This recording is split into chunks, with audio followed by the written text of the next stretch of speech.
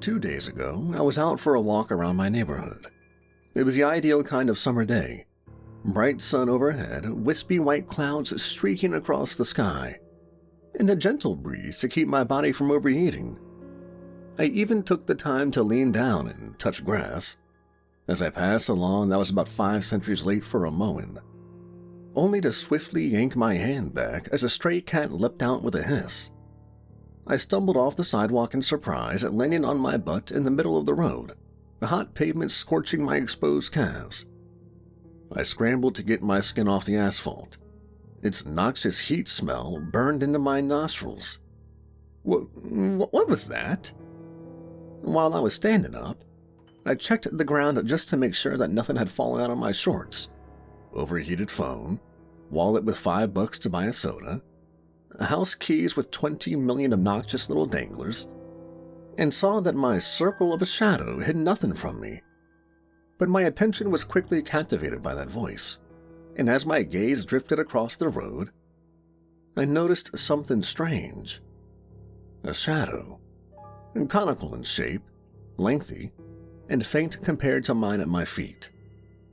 Following the shade to its origin, I found a girl, no more than a year or 2 younger than myself, standing in the middle of the street holding a flashlight. She had long, dark brown hair that had messy strands poking out in all directions, and green eyes wide and erratic. Her left arm was pulled in tight, clutching the collar of her shirt with terrible fervor, and in her right a flashlight violently shook from her trembling. The flashlight turned off, being pointed frantically all around in front of her, in the middle of broad daylight. "Miss," I called out, concern starting to climb its way into my voice. The girl screamed with an intensity that curdled my blood. The flashlight was aimed shakily in my direction, and I found myself taking a step back, as though she were going to attack me with it. But watching her gaze, we never made eye contact. Not once. It was as though she couldn't even see me, despite standing only 6 feet away from her. Who's there?" Her feet shuffled across the pavement, taking step after dotted step, as though she were afraid that taking anything bigger would make the road collapse out beneath her. The thought that she was blind was first in line, but a stronger, more suspicious idea took over.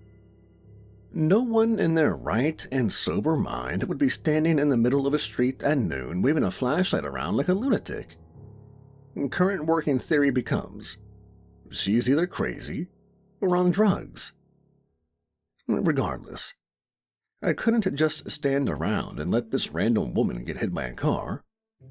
So I cleared my throat, which put her head on a swivel again, and attempted to initiate conversation. "Ma'am, are you all right? Do you need any help?" "Who are you? Show yourself." Now the flashlight stayed in my general direction, but even then she was still looking downwards more than forwards. Puzzled, I tried to follow her eyes, but all I saw was the extended cone shadow now curving out towards me.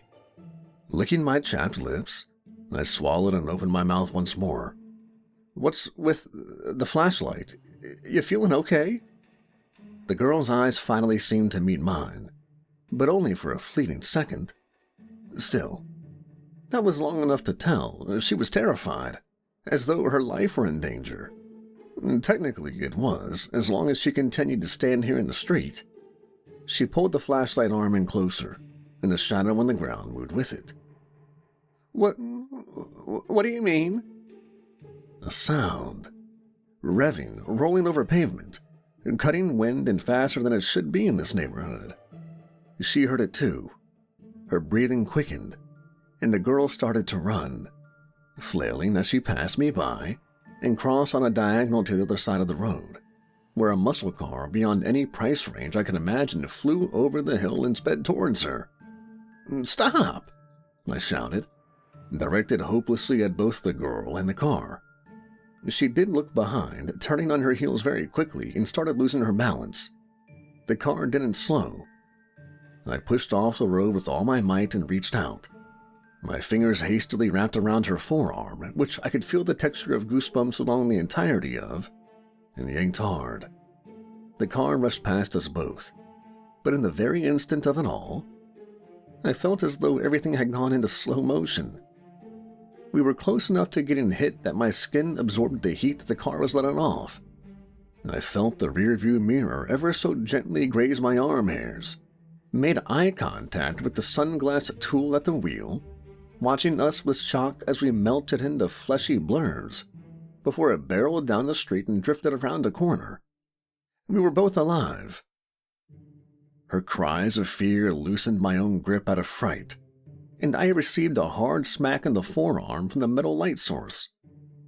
I had to start backing away as she swung the flashlight wildly about, clenching my teeth as I held the sure-to-bruise arm in my opposite hand.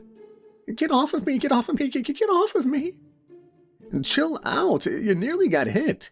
Nearly got both of us hit by a car," I groaned, wincing as pain reverberated from my arm where she struck me.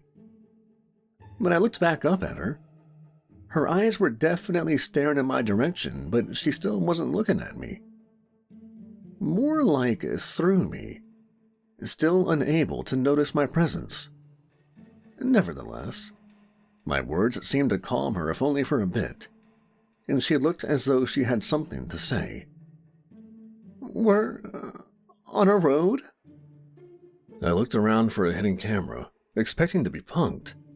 When no one popped out of the tall grass, I turned back to her and sighed, throwing my arms upwards for a moment. Yeah, we're standing in the middle of the road right now. Are you, legit blind? Not trying to be insulting, I'm genuinely asking." I'm not blind, but how can you see?" "What?" The girl stood up straight, her eyes now focused squarely on my chest. "Will you come a little closer?" "Are you going to hit me with that flashlight again?" "Just please, I can't see you. Please come out where I can see you." By this point, I was utterly confused.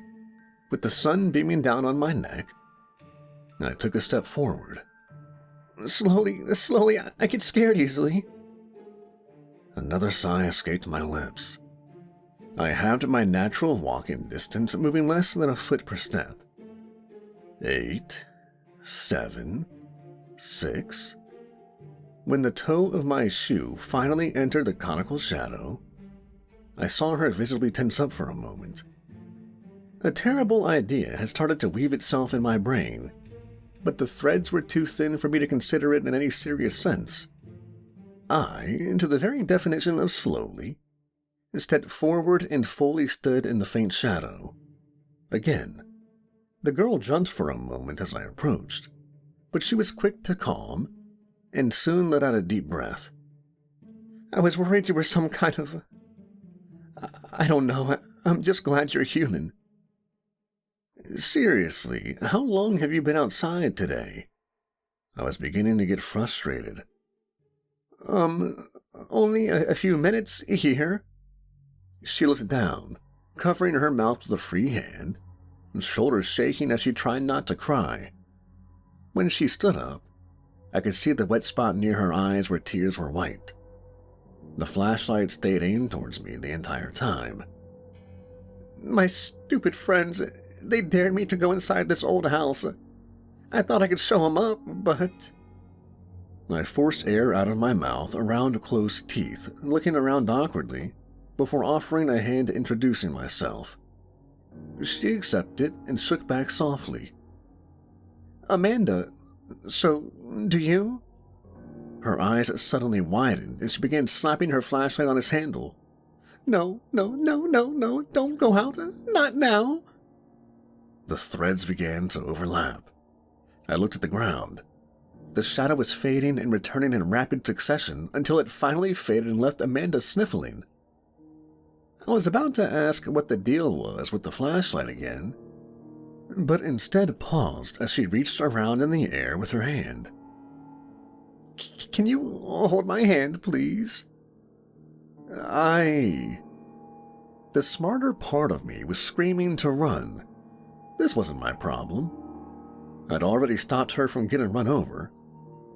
With reluctance, I slowly held her by the wrist, which led her to hurry up beside me.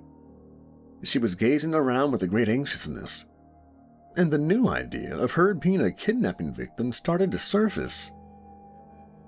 Is there a rundown house around here, like really close by? I scrunched my face and turned around to point.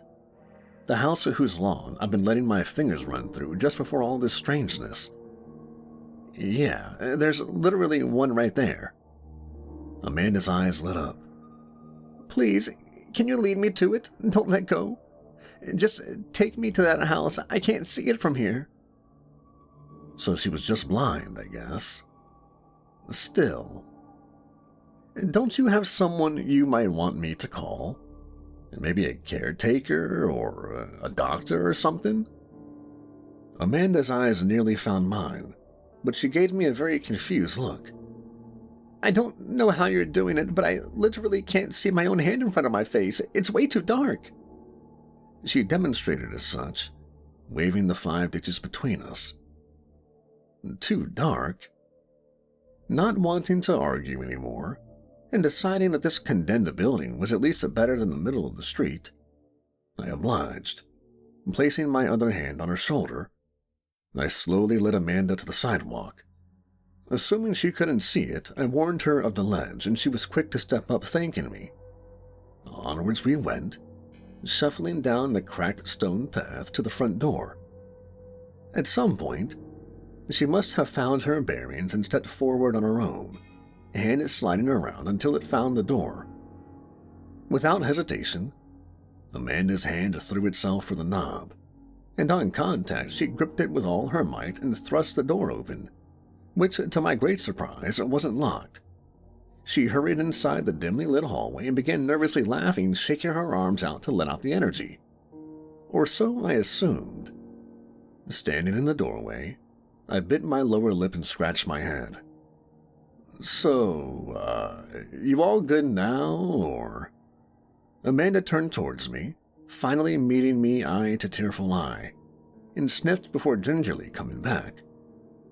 Actually, thank you for literally everything. But could I trouble you for one more thing? What's that? Will you come with me to see my friends, just as proof there's another side? They're waiting outside, just on the other side of the house. Just 2 seconds, that's all I'm asking for. If her friends were really there, then they needed to be told that she needs a checkup. Someone in her life that could actually do something at least. Fine, 2 seconds, and then I'm gone. But I was keeping my guard up. Amanda cried again, nodding and pressing her palms together and lowering her head. I owe you everything. Come on, the door is right there. She pointed towards the end of the hall, where there seemed to be a door to the back patio. I followed along, watching corners from my peripheral vision in case some goon boyfriend of hers tried to jump me. As I approached the door, Amanda threw it wide open and laughed again, one of massive relief, and I could only stare. I could see one concrete step before everything started to fade into the deepest, most pitch-black nothing I'd ever seen. Amanda waved into the darkness and took off sprinting, vanishing in an instant. There you are! A boy's voice called out from the dark. I couldn't believe what I was seeing. My hands flurried from my phone, swiping to use the light feature. Still too hot, it wasn't powering up. I reached around, looking to see if Amanda had left her flashlight behind, when something poked out through my pocket. A basic ring light on my keys. Hey, come over here. What are you doing? Shaking my head, I turned it on. Barely usable, it only illuminated maybe 2 feet in front of me, enough to catch a pair of legs speed-walking at me. I gasped as Amanda reappeared before me with a questioning gaze. You coming? Where did you go? Now you're being the weird one. No, stop it. How can you see out there? Amanda looked more puzzled and slowly started walking back into the dark. With my eyes? It's the middle of the day. Leaning my head outside, I glanced around. There was nothing that said midday to me. I could make out a few feet of the house's wall in either direction, and a path that led out to what looked like the edge of a sidewalk. But without leaving the doorway, I couldn't see further. Amanda crossed her arms, seemingly annoyed. Hey, come meet them. We gotta prove it to them or they won't believe us. But seriously, I can't. A boy appeared beside her. He hopped up quickly to the same segment of stone Amanda was on. Can't what, other sider? You gotta be kidding, Amy. I'm not, and you weren't there. It was awful. She gave the boy a decent shove, nearly sending him to the ground. This seemed to annoy him because his next decision was to snatch the keys from my distracted hands and run off into the dark. Come on, come get him. Anthony, Amanda yelled. I impulsively left off the porch and straight forward, where I saw the jingling lights. As the light spun around and around it, it illuminated at least 3 more faces, all laughing at Anthony acting like an idiot. I nearly tripped on the curb as I stepped off the sidewalk, and the last bit of light I saw was the ring light being shown in my face. And then, in total darkness, he had pocketed the keys. Hey, give those back, I shouted, and trying not to let it show that the darkness was beginning to creep me out. In response, I heard the quiet shuffling of footsteps around me. I made a grab anywhere I could hear, but each time I only ended up with air. Guys, knock it off. You're such assholes. First, you make me go in there, and now? I lost focus on Amanda's voice as I received a shove from behind suddenly. I stumbled forward, and my heart plummeted to the depths of my stomach. This is where it's going. Yeah, John, hell yeah! Anthony's voice sounded off on my right. I grit my teeth and swung a fist in that direction. It missed, but was answered with a very hard punch into my shoulder. Tripping over my own feet, I fell down, hitting the ground hard as I couldn't tell where it was. As my wrist throbbed, I looked straight upwards. Nothing. Pitch black. Not even a chance of a beam of sunlight or a twinkling of a star. What happened to the sun? I mutter, sweat rolling down my cheek. Anthony, and who I presumed to be John, laughed. Another voice spoke up. Hey, Anthony, enough, man. You're just beating on... Shut it. Or maybe you can go home and cry to your mama, huh? The dissenting voice did not sound again. I could hear Amanda gasp. Oh, God, it's the same for you over here? I tried to get back up, but every time I pushed off my knee to stand, someone's hand struck me from a different angle and threw me off balance. A hand on my chest, 2 palms under my ribs, fingers dancing across my face, poking me in the eye, and my toes being stomped on by invisible boots, a punch into the gut, and none of it was visible. I tried to run. They pushed me or yanked my arm or tripped me onto the pavement. No sign of the house. No shapes of the cruel strangers I just encountered.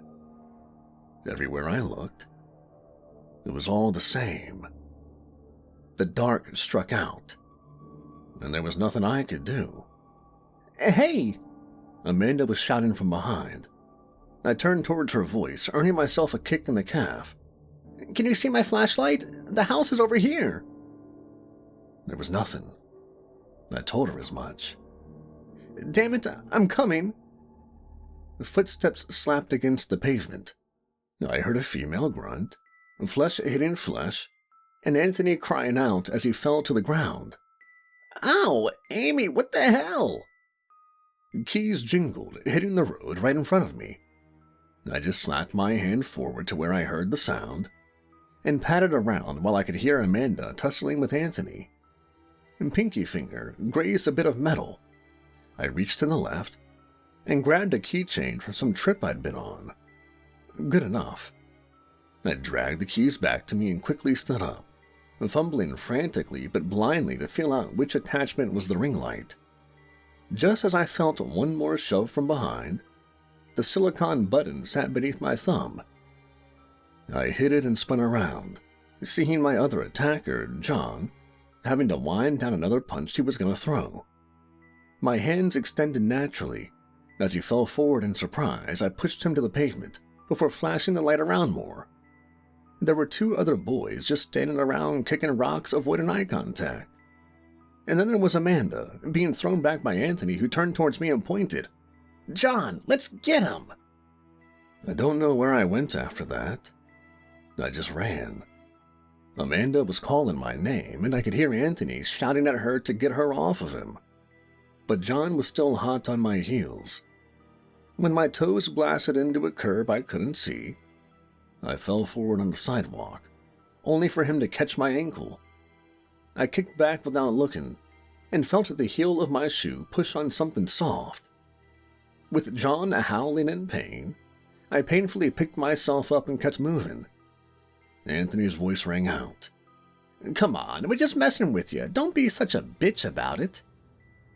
A hard shoulder bump into the side of a house, a shin into a lawn ornament. I only learned what I was hurting myself on after hitting them and giving them a quick spotlight with the ring light. Just as I spotted the perfect hiding spot, the ring light began to flicker. Their voices grew closer. I dropped to the ground and crawled straight forward. My ring light grew dim, then burned out. It was only a cheap little thing after all. I hurried through the grass, the left side of my face being scraped by the branches of a bush I thought I had avoided. The voices were still approaching. My hand hit the old wood wall of an open shed, and feeling around, I found the open hole that was the entrance before scrambling inside and holding my breath. 2 sets of footsteps, followed by John and Anthony's bickering. I dared not let out a puff of air. I didn't even blink, regardless of being blind in the dark, out of fear that they'd heard the smacking of my lids. Eventually, luckily, they left. I didn't dare come out. Not for at least half an hour, or so it felt like. When I finally built up the courage to act, I slowly reached for my last chance of light. I powered on the phone, only for it to die again right away. Despite it being eternal night, it was still hot as hell here, but that phone was my only lifeline. Powering it on and off repeatedly, I was able to make out a vague path before me, and slowly made my way back to the road before it stopped turning on at all. It was much too open to walk. If I tried, I was liable to walk in circles with nothing to touch and guide myself there. And at any moment, if this was the same as Amanda had to deal with, there was a chance a car I would never see coming could roll up and hit me. I had to crawl, and with haste. My hands and knees burned against the umbral floor as I wandered towards where my memory told me the house's back door was. My heart pounded against my sweat-laden t-shirt, but I was determined to find. My fingers slammed into the curb. I hurried onto the sidewalk, keeping one hand along it. I felt something sticky and smelly squish under my palm, and I had to call upon every ounce of willpower not to stop and vomit right there from the smell of fecal matter. I just pressed on, feeling out on the right side for where lawn stopped and stone pathway began. Hands clamped onto my shoulders, and I froze. They had found me. I felt wind against my ear, the breath of one of those kids. A whisper escapes, and my heart bungee jumps in despair. Once I understand the words, I stand and let the hands turn me around before pushing me back the way I came. A few moments later, I was being guided up the stony steps, and the door was out before me. Amanda slowly pulled it open, trying not to make a sound that would attract the others, presumably. "I'm sorry for all of this." I just ran inside and through the house, staying as silent as the night should be, desperate and grateful to finally find the light of my world again.